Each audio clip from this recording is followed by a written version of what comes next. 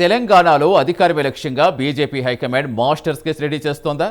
5 రాష్ట్రాల ఎన్నికల ఫలితాల తర్వాత బీజేపీ శ్రేణులు జోష్ని కొనసాగించేందుకు కార్యాచరణ సిద్ధం చేసుకుంటున్నారా?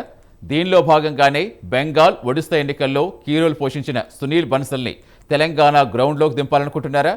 ఆయన రాకతో తెలంగాణ నేతలు గాడిలో పడడంతో పాటుగా ప్రజాక్షేత్రంలో పరుగులు పెడతారని హైకమాండ్ భావిస్తోందా? దసరా బొనంజాల తెలంగాణ నేతలకు రూట్ మ్యాప్ సైతం అధిష్టానం సిద్ధం చేసిందా?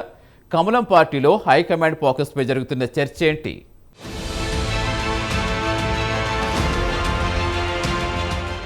భారతీయ జనతా పార్టీ జాతీయ నాయకత్వం తెలంగాణలో స్పెషల్ ఫోకస్ పెట్టిందా అంటే అవుననే సమాధానం చెప్తున్నారు రాష్ట్ర నేతలు.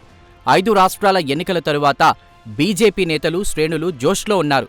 అత్యంత కీలకమైన బెంగాల్లోనే మేము అధికారంలోకి వచ్చాం, తెలంగాణలో రాలేమా అని సింపుల్గా కాషాయ జెండా ఎగరవేస్తామంటూ చెప్పుకొస్తున్నారు తెలంగాణ నేతలు. 5 రాష్ట్రాల ఎన్నికలు ముగిశాయి. ఇక నెక్స్ట్ టార్గెట్ తెలంగాణనే అని ఫిక్స్ అయిపోయారు రాష్ట్ర నేతలు.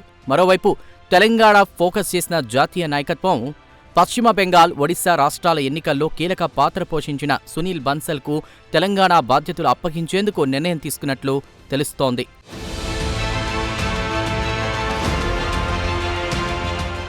బెంగాల్ జోష్లో ఉన్న తెలంగాణ కమలం నేతలు ఈ నెల 10వ తేదీన జరిగినటువంటి ప్రధాని మోదీ పర్యటనలో భాగంగా నిర్వహించిన బహిరంగ సభ విజయవంతం కావడంతో చెప్పలేని ఆనందంలో ఉన్నారట. పీఎంఓ కార్యాలయం నుండి శభాష్, ప్రధాని మోదీ పర్యటనను విజయవంతం చేశారంటూ రాష్ట్ర అధ్యక్షుడికి ఫోన్ వచ్చిందంట.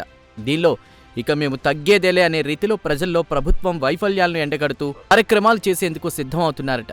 ప్రజల్లోకి వెళ్లే కార్యక్రమాలపై హైకమాండ్ నుండే ఆదేశాలు జారీ అవుతున్నాయట.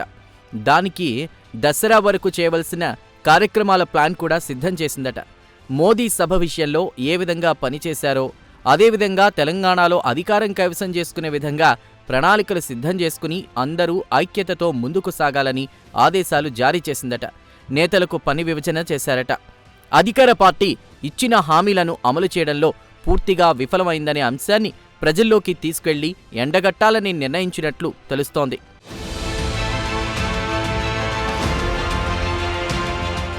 ప్రస్తుతం ఎక్కడ చూసినా రాష్ట్రంలో రైతులు వడ్ల కొనుగోలు కేంద్రాల దగ్గర పడిగాపులు కాస్తున్నారు. కష్టపడి పండించిన పంటను కొనే నాదులే లేరని రైతులు ఆవేదన వ్యక్తం చేస్తున్నారు.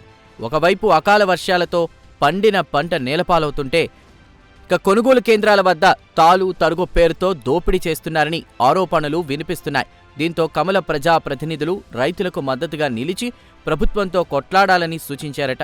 దానికి సంబంధించి ఇప్పటికే ఎమ్మెల్యేలు, పలువురు నేతలు కొనుగోలు కేంద్రాల వద్దకు వెళ్లి ప్రభుత్వంపై ఒత్తిడి పెంచే ప్రయత్నం చేస్తున్నారట.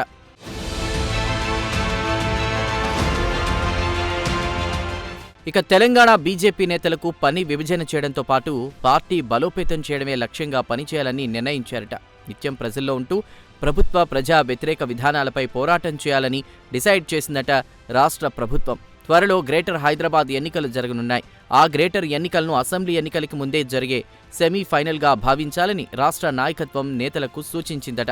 దీంతో ముందు గ్రేటర్ హైదరాబాద్లో జరిగే 3 కార్పొరేషన్ల ఎన్నికలపై ఫోకస్ పెట్టినట్లు తెలుస్తోంది.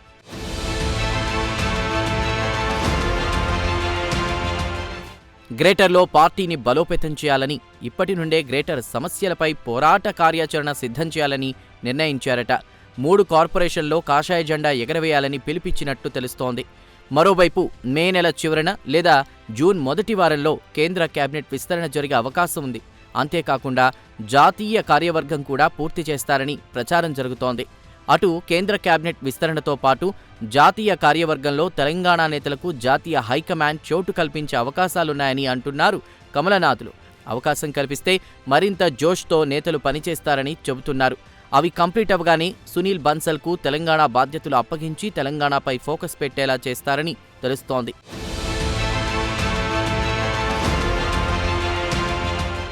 ఏదేమైనా వచ్చే అసెంబ్లీ ఎన్నికల్లో అధికారంలోకి వస్తామని కమలనాథులంటున్నారు. ఆ దిశగానే అడుగులు వేస్తున్నారు.